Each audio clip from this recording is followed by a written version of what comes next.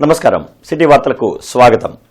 పొట్టి శ్రీరాములు 58 రోజుల దీక్షకు గుర్తుగా రాజధానిలో 58 అడుగుల విగ్రహం ఏర్పాటు చేయనున్నట్లు ముఖ్యమంత్రి చంద్రబాబు ప్రకటించారు.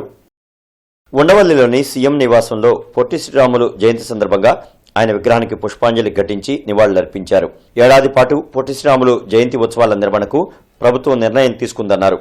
నెల్లూరులోని పొట్టి శ్రీరాములు స్వగ్రామం అభివృద్ధికి చర్యలు చేపడతామని సీఎం తెలిపారు. మంత్రి నారాయణ, ఆర్యవైశ్య కార్పొరేషన్ చైర్మన్ డూండి రాకేష్ తదితరులు ఈ కార్యక్రమంలో పాల్గొన్నారు. ఆయన చేసిన త్యాగ ఫలితమే భాషా ప్రయుక్త రాష్ట్రాలకు నాంది పలికింది. ఈ రోజుతో ప్రారంభమయ్యే ఈ ఉత్సవాలు 1 year మొత్తం చేసి నెక్స్ట్ మార్చి 16కి మన దీన్ని కన్క్లూడింగ్ సభ కూడా పెట్టుకుంటామని చెప్పి కూడా నేను మీకు తెలియజేస్తున్నాను. ఈరోజు చరిత్ర తెలియనటువంటి యువతకు మనం చెప్పాల్సిన బాధ్యత మన పైన ఉంది. ఆ విషయం మీరు గుర్తుపెట్టుకోవాల్సిన అవసరం ఉంది. ఆయన ఉన్న ఇల్లు నెల్లూరులో ఉంది, ఆ విలేజ్ లో ఉంది. దాన్ని కొని ఒక మెమోరియల్ గా మనం తయారు చేసే, శాశ్వతంగా ఎవరు వచ్చినా అక్కడ పోయి చూసేట్టుగా ఒక మ్యూజియం తయారు చేద్దాం. ఒకవేళ ఆయన వాడిన వస్తువులు గాని ఏవైతే ఆ యొక్క ఎవిడెన్స్ ఉన్నాయో అవన్నీ కూడా అక్కడ పెట్టి ప్రజలకు స్ఫూర్తినిచ్చే విధంగా ముందుకు పోతాం. ఈరోజు రాజధానిలో కూడా 58 రోజుల దీక్ష గుర్తుగా ఆయన స్ఫూర్తికి 58 అడుగుల విగ్రహాన్ని పెట్టాలని చెప్పి నిర్ణయిస్తున్నాం. అమరజీవి పొట్టి శ్రీరాములు 124వ జయంతి కార్యక్రమం హిందూ కాలేజ్ సెంటర్లో జరిగింది. ఆయన విగ్రహానికి కేంద్ర సహాయ మంత్రి పెమ్మసాని చంద్రశేఖర్ పూలమాలలు వేసి నివాళులర్పించారు. హిందూ కాలేజ్ సెంటర్లో పొట్టి శ్రీరాములు జయంతి వేడుకలు ఘనంగా నగరపాలక సంస్థ ఆధ్వర్యంలో నిర్వహించారు. ఎమ్మెల్యేలు గల్లా మాధవి, బూర్ల రామాంజనేయులు, కమిషనర్ పులి శ్రీనివాసులు, గాదె వెంకటేశ్వరరావు, డిప్యూటీ మేయర్ సజ్జీల పొట్టి శ్రీరాములు విగ్రహానికి నివాళులర్పించారు. పట్టుదలకు, పోరాటానికి ప్రతీక పొట్టి శ్రీరాములని మంత్రి పెమ్మసాని చంద్రశేఖర్ కొనియాడారు. ప్రజల కోసం ప్రాణత్యాగం చేసిన మహనీయుడన్నారు. పట్టుదల ఉంటే సాధించలేనిది ఏమీ లేదని పొట్టి శ్రీరాములు నిరూపించారని తెలిపారు. అమరజీవి పొట్టి శ్రీరాముల త్యాగాన్ని ప్రతి ఒక్కరూ గుర్తు చేసుకోవాలని ఎమ్మెల్యే గల్లామాదేవి తెలిపారు.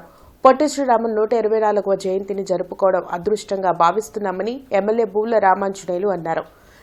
దేశాన తెలుగువాడి ఆత్మగౌరవాన్ని పెంచిన మహనీయులు పొట్టి శ్రీరాములని కొనియాడారు. ఈ కార్యక్రమంలో కోవెలమూడి నాని, కసుకుర్తి హనుమంతరావు, కార్పొరేటర్ బాబు, మద్దిరాల మాని, అధికారులు పాల్గొన్నారు. ఆ రోజుల్లో నాయకులుంటే పొట్టి శ్రీరాములు గారు కానీ ఇంకొకళ్ళు కానీ ప్రజల కోసం అంటే ఎక్కువ మందికి ఉపయోగపడేటువంటి వాటి కోసం ప్రాణత్యాగాలు చేసినటువంటి వ్యక్తులు వాళ్ళు. అలాంటి స్ఫూర్తిని ఇప్పుడున్నటువంటి యువకులు మళ్ళీ తీసుకోవాల్సిన అవసరం ఉంది. అలా ఉండి 10 మందికి ఉపయోగపడే పనులు కానీ, ఆత్మ గౌరవానికి సంబంధించిన విషయాలు కానీ ఈ విధంగా ఒక ఉక్కు సంకల్పంతో పోరాడితే ప్రపంచంలో సాధ్యం కానిదంటూ ఏదీ లేదు.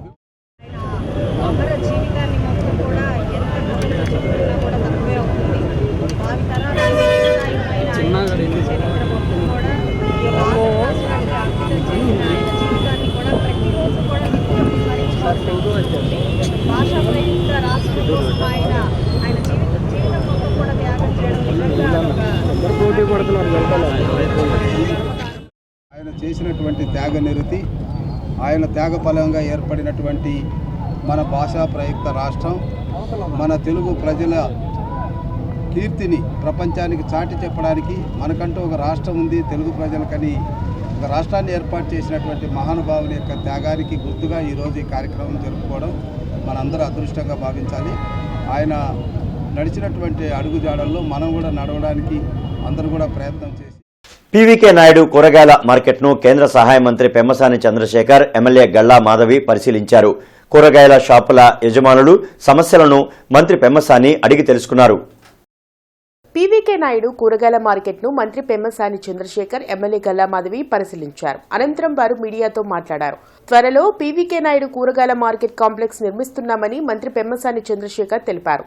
సుమారు 375 షాపులు తమకు కేటాయించాలని వ్యాపారులు కోరారని చెప్పారు. వ్యాపారులు మార్కెట్ కాంప్లెక్స్ లో కింద 2 అంతస్తులు తమకు కేటాయించాలని కోరారని తెలిపారు. తప్పనిసరిగా వారి సమస్యలను కార్పొరేషన్ అధికారులతో చర్చించి పరిష్కరిస్తామని మంత్రి పెమ్మసాని హామీ ఇచ్చారు. వైసీపీ ప్రభుత్వం ఈ మార్కెట్ నిర్మాణం చేస్తామని చెప్పి వ్యాపారులను మోసం చేసిందని మండిపడ్డారు. గత 40 సంవత్సరాలుగా పీవీకే నాయుడు మార్కెట్లో కూరగాయల వ్యాపారం జరుగుతుందని ఎమ్మెల్యే గల్లా మాధవి తెలిపారు. ఈ మార్కెట్ పూర్తిగా దెబ్బతిని కూలే పరిస్థితిలో ఉందని అన్నారు. అందుకే కూటమి ప్రభుత్వం వ్యాపారుల కోసం యుద్ధ ప్రాతిపదికన కాంప్లెక్స్ నిర్మాణం చేపడుతుందని వెల్లడించారు. నగరంలో 4 చోట్ల కూరగాయల వ్యాపారులకు ప్రత్యామ్నాయం ఏర్పాట్లు చేస్తున్నామని, ఎవరికి నచ్చిన చోట వారు వ్యాపారం చేసుకోవచ్చని తెలిపారు. అనంతరం కార్పొరేషన్ సమావేశ మందిరంలో వ్యాపారులతో సమీక్ష నిర్వహించారు. ఈ కార్యక్రమంలో కార్పొరేటర్ బాబు, కస్కుత్తి హనుమంతరావు, మద్దిరాల మేని, కూరగాయల మార్కెట్ కమిటీ సభ్యులు పాల్గొన్నారు. గత వైఎస్ఆర్ కాంగ్రెస్ ప్రభుత్వంలో దీన్ని చేయాలి, కట్టాలనేటువంటి ఒక ప్లాన్ తోటి ఆ రోజు కమిషనర్ గారు ప్లాన్ చేశారు. అయితే ఆ ప్లాన్ని కరెక్ట్గా చేయలేదనేది వీళ్ళ ఉద్దేశం. వీళ్ళు అడిగేది ఏంటంటే, ఒకటి ఎక్కువ మంది మార్కెట్ అంటే ఫస్ట్ ఫ్లోర్లోనే ఎక్కువ బిజినెస్ అయిపోతుంది, వాళ్ళకి ఇచ్చే షాపులు ఫస్ట్ సెకండ్ ఫ్లోర్ దాటి వెళ్ళొద్దని చెప్తా ఉన్నారు. ఎందుకంటే దాదాపు 400 షాపులు ఒక ఫ్లోర్లో చేయలేం కాబట్టి 2 ఫ్లోర్లు అందులో లాటరీ సిస్టంలో తీయమని చెప్తా ఉన్నారు. ఇంకోటి, వీళ్ళు అన్నీ పైకి ఎత్తుకొని వెళ్ళాలంటే కష్టం, దానికి ర్యాంప్ కానీ పైకి ఎత్తుకెళ్లే విధానం సరుకులు ఈజీగా ఉండేది చేయమని అడుగుతా ఉన్నారు. మూడోది, కూరగాయలు ఉట్టిగానే పాడైపోతాయి కాబట్టి ప్రాపర్ వెంటిలేషన్ వచ్చే విధంగా ఒకటి చేయమన్నారు. హార్ట్ ఆఫ్ ద సిటీగా ఉంటున్న ఈ ప్రాంతంలో మంచి కాంప్లెక్స్ వస్తే గుంటూరు సిటీకి కూడా చాలా అందంగా ఉంటుంది. అదేవిధంగా రైతులకు కూడా న్యాయం జరుగుతుందన్న సత్సంకల్పంతో ఈరోజు యుద్ధ ప్రాతిపదికన ఈ ఒక ప్రాజెక్ట్ని చేపట్టాలి అని సంకల్పించడం జరిగింది. అయితే ఇక్కడున్న వాళ్ళకి కొన్ని అపోహలు ఉన్నాయి. ఆ మార్కెట్ స్ట్రక్చర్ కానివ్వండి, లేదంటే వాళ్ళని ఎక్కడికి షిఫ్ట్ చేస్తామని కానివ్వండి, మళ్ళీ వాళ్ళు తిరిగి వస్తున్నప్పుడు వాళ్ళకి ఇక్కడ ఇస్తారా లేదా అనే కొన్ని అపోహలు, అదేవిధంగా కొన్ని వెంటిలేషన్లు, ఈ వాళ్ళ సరుకు ఎత్తే ప్రాసెస్లో ఇలాంటి చాలా కొన్ని వాళ్ళ అభిప్రాయాల్ని వ్యక్తపరచడం జరిగింది. వీటన్నిటికీ ఎంపీ గారిని తీసుకొస్తే వాళ్ళకు ఒక మంచి భరోసాగా ఉంటుందని చెప్పి సార్ని మేము రిక్వెస్ట్ చేయడం జరిగింది. ఆయన సహృదయంతో ఇక్కడికి విచ్చేశారు. పేద ముస్లింలకు రంజాన్ తోఫా పంపిణీ కార్యక్రమం మాజీ ఎమ్మెల్యే మస్తానవలి ఆధ్వర్యంలో జరిగింది. పొన్నూరు రోడ్లోని మస్తానవలి స్వగృహంలో నిర్వహించిన రంజాన్ తోఫా పంపిణీ కార్యక్రమంలో మస్తానవలితో పాటు మాజీ మంత్రి డొక్కా మాణిక్యవర ప్రసాద్, మాజీ ఎమ్మెల్యే లింగంశెట్టి ఈశ్వరరావు, ఇతర కాంగ్రెస్ నాయకులు పాల్గొన్నారు. పేద ముస్లింలు రంజాన్ పండుగను సంతోషంగా జరుపుకోవాలనే ఉద్దేశంతో రంజాన్ తోఫాను ఎన్నో ఏళ్లుగా మస్తానవలి పంపిణీ చేయడం అభినందనీయమని డొక్కా ఈశ్వరరావు తెలిపారు. అల్లా దయతో ప్రజలు సంతోషంగా ఉండాలని మస్తానవలి ఆకాంక్షించారు. ఎమ్మెల్యే మస్తానవలి గారు పేద ముస్లిం సోదరులకి రంజాన్ తోఫా, పేదలు కూడా కాస్త మంచి ఆహారం తినాలి, పండుగ చేసుకోవాలని ఒక సంతోషం చేసుకోవాలి, ప్రతి సంవత్సరం చేస్తూ ఉంటాడు. ఈ సంవత్సరం కూడా ఈశ్వరరావు గారు, నన్ను, పెద్దలందరూ చాలామంది ఇన్వాల్వ్ చేసి ఆ పేద ముస్లిమ్స్ని ఆదుకునే కార్యక్రమాన్ని మస్తానవలి గారు చేపట్టారు. ఇది చాలా మంచి సాంప్రదాయం, చాలా కాలంగా ఆయన కొనసాగిస్తున్నారు. పేద ముస్లిమ్స్ని ఆదుకోవడం ద్వారా నిజమైన రంజాన్ని అందరిలో జరుపుకొని ఆయన కూడా కుటుంబంలో జరుపుకోవడం అనేది ఆయనకు ఆచారం. చాలా మంచి కార్యక్రమం. అనేక సంవత్సరాల నుంచి ఈ కార్యక్రమాన్ని వాళ్ళు కొనసాగిస్తారు. ఇదే కాకుండా అనేక సందర్భాల్లో మరి క్రిస్మస్ రోజు కానీ, లేదా హిందువుల పండుగ కానీ, అనేక పండుగలకు అనేక రకాల సాంప్రదాయబద్ధంగా వారందరితో కలిసిమెలిసి సహజీవనం గడుపుతూ ఇవాళ గుంటూరులోనే మరి శాసనసభ్యుడిగా, జాతీయ నాయకుడిగా మస్తానవలి ఎదగటం మనందరికీ తెలుసు. అదేవిధంగా మరి ఈ మధ్యనే ఒక మసీదుని కడటానికి ఇక్కడ స్థలాన్ని సేకరించి వారి సొంత స్థలంలోనే మసీదుని ఏర్పాటు చేయడం ఇదేదో మేము ఘనకార్యంగా భావించేటటువంటి కార్యక్రమం. సమాజంలో ప్రతి ఒక్కరు, సాటి మానవుడు కూడా సమానత్వంతో పండగ జరుపుకోవాలనేటటువంటి తలంపు మా కుటుంబం నిత్యం ఆలోచించేటటువంటి దానిలో భాగంగా ఇటువంటి కార్యక్రమం చేపడతా ఉన్నాం. దీన్ని వెనక ఇదేదో మా కుటుంబం వరకు చేస్తే అయ్యేటటువంటిది కాదు. ఇవాళ డొక్కా మాణిక్యవర ప్రసాద్ గారు, ఈశ్వరరావు గారు, మరి ముఫ్తీ జావేద్ గారు, అనేక మంది యువ మిత్రులు గడిచిన వారం రోజుల నుంచి కష్టపడితే కానీ వేల మంది కుటుంబాలకి రేషన్ ఇచ్చేటటువంటి కార్యక్రమం, ఈ తోఫా ఇచ్చేటటువంటి కార్యక్రమం జరుగుతుంది. ఈ మిత్రులందరినీ కూడా ఈ సందర్భంగా అభినందిస్తూ టీడీపీ ఇన్ఛార్జి కోలుమూడి నాని ఆధ్వర్యంలో అమరజీవి పొట్టి శ్రీరాములు 124వ జయంతిని నిర్వహించారు. ప్రత్యేక ఆంధ్రప్రదేశ్ కోసం ఆయన చేసిన పోరాటం మరవలేనిదని తెలిపారు. ఆయన ఆశయాలను టీడీపీ ప్రభుత్వం అమలు చేస్తుందని తెలిపారు.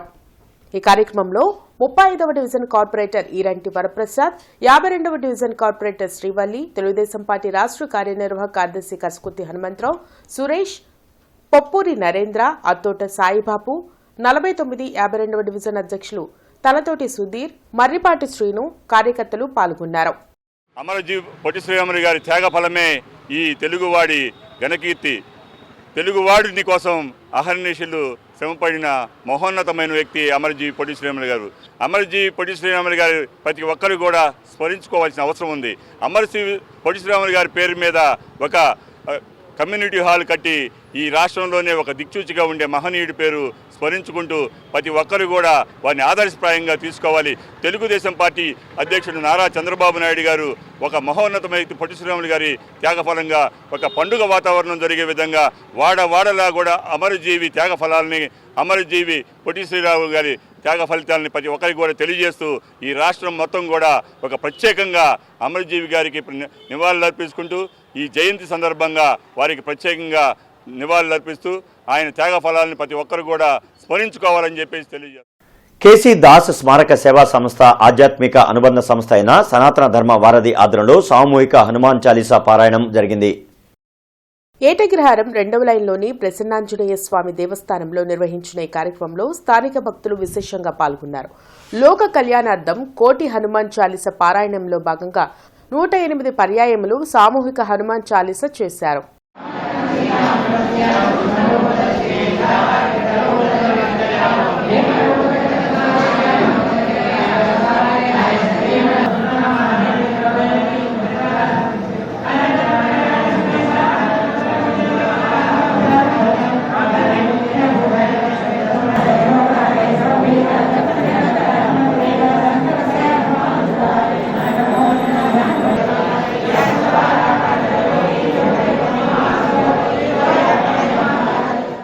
సెలవు రోజుల్లో జీఎంసీ క్యాష్ కౌంటర్లు పనిచేస్తాయని, ఈ అవకాశాన్ని పన్ను బకాయిదారులు సద్వినియోగం చేసుకోవాలని కమిషనర్ పులి శ్రీనివాసులు తెలిపారు.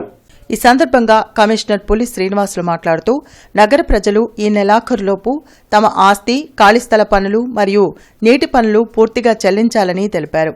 ఏప్రిల్ 1 నుండి పన్నుపై వడ్డీ యథావిధిగా ఉంటుందన్నారు. పన్నుల చెల్లింపునకు నెలాఖరు వరకే గడువు ఉన్నందున ఈ నెల 16న సెలవు రోజైన ఆదివారం జీఎంసీ ప్రధాన కార్యాలయం, సర్కిల్ కార్యాలయంలోని క్యాష్ కౌంటర్ల యందు నగరపాలక సంస్థకు చెల్లించవలసిన ఆస్తి పన్ను, నీటి పన్ను, ఖాళీస్థల పన్ను, నీటి మీటర్ ఛార్జీలు, D&O ట్రేడ్ లైసెన్సులు చెల్లించి నగరాభివృద్ధికి సహకరించాలని కోరారు. పన్ను చెల్లించని మొండి బకాయిదారులకు ఆస్తులు సీజ్ చేయడానికి రెవెన్యూ అధికారులు చర్యలు తీసుకోవాలని ఆదేశించారు. గాయత్రి మహిళా సంగీత సన్మండలి 28వ వార్షికోత్సవ కార్యక్రమం అన్నమయ్య కళావేదికలో జరిగింది. గార్డెన్స్ వెంకటేశ్వర స్వామి దేవస్థానంలో గాయత్రి మహిళా సంగీత సన్మండలి 28వ వార్షికోత్సవంలో ముఖ్య అతిథిగా రత్నగిరి బాబు పాల్గొన్నారు. ఈ సందర్భంగా విజయవాడకు చెందిన పద్మశ్రీ డాక్టర్ అన్నవరపు రామస్వామి, హైదరాబాద్కు చెందిన పద్మశ్రీ పండిట్ డాక్టర్ ఎల్లా వెంకటేశ్వరరావు, చెన్నైకు చెందిన సంగీత సామ్రాట్ చిత్రవీణ డాక్టర్ ఎన్ రవికిరణ్లను ఘనంగా సన్మానించారు. ఈ సందర్భంగా సన్మాన గ్రహీతలు మాట్లాడుతూ గాయత్రి మహిళా సంగీత సన్మండలి ఆధ్వర్యంలో సన్మానం జరగడం సంతోషంగా ఉందని అన్నారు. కార్యక్రమంలో సంస్థ అధ్యక్షురాలు డాక్టర్ పి విజయ, శేషురాణి, డాక్టర్ ఎం రాజరాజేశ్వరి, మాధవపెద్ది మీనాక్షి, పాటిబండ లలితాదేవి, మంగాదేవి, విజయలక్ష్మి పాల్గొన్నారు. Each one of the audience listeners should tell your children, your grandchildren all of this. These are the Margadarshis of India.